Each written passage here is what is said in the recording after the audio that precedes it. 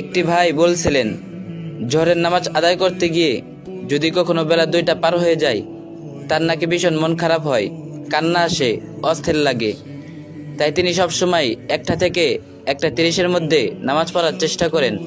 By any chance কখনো 2টা cross করলে তার কান্না চলে আসে। ভাইটার এই কথাগুলো আমার প্রায় সময় মনে পড়ে। মনে মনে ভাবতে থাকি, ইয়া রব, একই তো বান্দা আমরা আপনার, তবে আপনার দরবারে সিজদায় লুটিয়ে পড়ার অনুভূতিতে এত কেন পার্থক্য? তবে কি আমরা তার মতো করে আপনাকে ভালোবাসতে পারিনি? নাকি আপনার জন্য হৃদয় একই রকম টান অনুভব হয় না? আর যদি সত্যি ভালোবাসা আর টান একই রকম হয়ে থাকে, তবে কেন আমাদের হৃদয়ে তার মতো পেরেশানি লাগে না, কষ্ট হয় না, বুক ব্যথা করে না? নাকি নামাজ আদায়ে দেরি হয়ে যাওয়ার কারণে? আসমান জমিনের রব যেন আমাদেরকেও এমন একটা হৃদয় দান করেন, যে হৃদয়ে রবের হক ঠিকঠাক আদায় করতে না পারলেই ভেতরে ভেতরে আত্মা চিৎকার দিয়ে ঘুমড়ে মরে, সংশোধন না হওয়া পর্যন্ত যে ব্যথা অবরত চলতেই থাকে। রবের জন্য কলিজার ব্যথা অনুভব হওয়া তো সৌভাগ্যের ব্যাপার।